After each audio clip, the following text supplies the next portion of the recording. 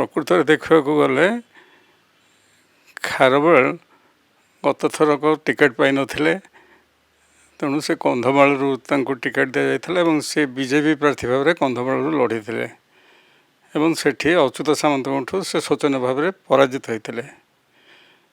ଖାରବେଳଙ୍କର ମତ ହେଲା ଯେ କନ୍ଧମାଳରେ ସେ ସମ୍ପୂର୍ଣ୍ଣ ରୂପେ ନୂଆ ଥିଲେ, ସେଠି ତାଙ୍କୁ କେହି ଚିହ୍ନି ନଥିଲେ ବା ଜାଣିନଥିଲେ, ତଥାପି ସେ ଦଳର ନିଷ୍ପତ୍ତିକି ସମ୍ମାନ ଜଣାଇକରି ସେ ଯାଇକରି କଣ୍ଟେଷ୍ଟ କରିଥିଲେ ଏବଂ ଆରମ୍ଭରୁ ସେ ଜାଣିଥିଲେ ଯେ ସେ ହୁଏତ ସେଠି ଜିତିବେନି ବୋଲି।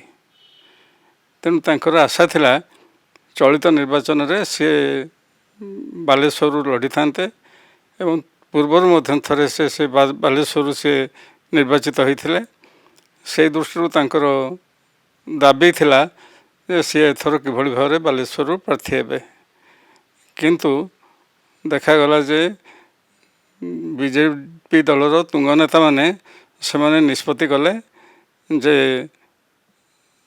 ଖାରବେଳଙ୍କୁ ପ୍ରାର୍ଥୀ ନକରି ପୂର୍ବରୁ ଯିଏ ସେଠି ନିର୍ବାଚିତ ହୋଇଥିଲେ ପ୍ରତାପ ଷଡ଼ଙ୍ଗୀ ଏବଂ ଏକଦା ସେ କେନ୍ଦ୍ରମନ୍ତ୍ରୀ ମଧ୍ୟ ହୋଇଥିଲେ, ତେଣୁକରି ତାଙ୍କୁ ହିଁ ସେମାନେ ସିଲେକ୍ଟ କଲେ ଏବଂ ପ୍ରତାପ ଷଡ଼ଙ୍ଗୀ ପୂର୍ବରୁ ମନା କରିଦେଇଥିଲେ ଯେତେବେଳେ ମାନେ ସେଠି ଲଢ଼ିବା କଥା ହେଇଥିଲା। ପ୍ରତାପ ଷଡ଼ଙ୍ଗୀ ଜିଦ୍ ଧରିଥିଲେ ଯେ ସେ ନିଶ୍ଚିତ ଭାବରେ ବାଲେଶ୍ୱରରୁ ନିର୍ବାଚିତ ହେବେ ଏବଂ ବିପୁଳ ସଂଖ୍ୟାରେ ବିଜୟ ହାସଲ କରିବେ।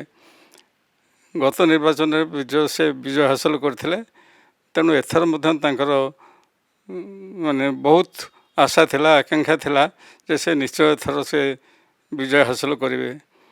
ଏବଂ କ'ଣ ପାଇଁ ସେ କେନ୍ଦ୍ରରେ ମନ୍ତ୍ରୀ ଥିଲେ ଏବଂ କ'ଣ ପାଇଁ କେନ୍ଦ୍ରରୁ ମୋଦିଜୀ ତାଙ୍କୁ ମନ୍ତ୍ରିମଣ୍ଡଳରୁ ବହିଷ୍କାର କରିଥିଲେ ସେ ବିଷୟରେ କୌଣସି ଆଲୋଚନା ହେଇନି ଏବଂ ବର୍ତ୍ତମାନ ପରିପ୍ରେକ୍ଷୀରେ ତା'ର ଆଲୋଚନା ହେବାର ଆବଶ୍ୟକତା ମଧ୍ୟ ନାହିଁ।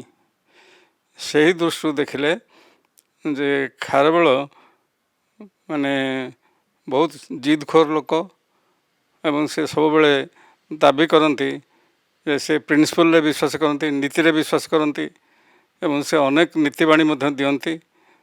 ତେଣୁ ଖାରବେଳ ବାବୁ ଯେତେବେଳେ ଦେଖିଲେ ଯେ ତାଙ୍କର ପ୍ରାର୍ଥୀତ୍ୱକୁ ବିଚାରକୁ ନ ନେଇ ପୁନର୍ବାର ଶ୍ରୀ ଷଡ଼ଙ୍ଗୀକି ମାନେ ଯିଏକି ପ୍ରତାପ ନନା ଭାବରେ ପରିଚିତ ତାଙ୍କୁ ଯେହେତୁ ପ୍ରାର୍ଥୀ କଲେ, ତେଣୁ ଖାରବେଳ ବାବୁ ଅତିମାତ୍ରାରେ କ୍ଷୁବ୍ଧ ହୋଇଛନ୍ତି ଏବଂ ସେ ତା'ର ପରିଣତି ସ୍ୱରୂପ ସେ ଦାଖଲ କରିଛନ୍ତି, ପ୍ରାର୍ଥୀପତ୍ର ଦାଖଲ କରିଛନ୍ତି।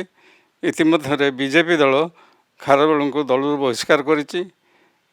ଏହି ବର୍ତ୍ତମାନ ଯେଉଁ ପ୍ରତିଦ୍ୱନ୍ଦିତା ସେଠି ଚାଲିଛି ସେଠି ଅନ୍ୟତମ ପ୍ରାର୍ଥୀ ହେଉଛନ୍ତି କଂଗ୍ରେସ ଦଳର ଶ୍ରୀକାନ୍ତ ଜେନା ଏବଂ ଶ୍ରୀକାନ୍ତ ଜେନାଙ୍କର ଏ ସହିତ ବାଲେଶ୍ୱର ନିର୍ବାଚନ ମଣ୍ଡଳୀ ସହିତ ସେଭଳି କୌଣସି ପ୍ରତ୍ୟକ୍ଷ ସମ୍ପର୍କ କେବେ ନାହିଁ ବା ନଥିଲା।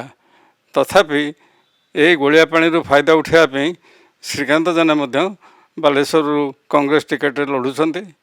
ତେଣୁ ବର୍ତ୍ତମାନ ଦେଖାଯାଉଛି ଯେ କିଏ ସେଠି ମାନେ ନିର୍ବାଚିତ ହେବ ତାହା ବର୍ତ୍ତମାନ ଗୋଟେ ସନ୍ଦେହ ସୃଷ୍ଟି କରିଛି ଏବଂ ବିଜେପି ଦଳର ତୁଙ୍ଗ ନେତୃବର୍ଗ ଭାବୁଛନ୍ତି ଯେ ସେମାନେ ବିଜୟ ହାସଲ କରିବେ ବୋଲି, କାରଣ ଯେହେତୁ ସେମାନଙ୍କ ପ୍ରାର୍ଥୀ ହେଉଛନ୍ତି ଜଣେ ପୂର୍ବତନ ମନ୍ତ୍ରୀ।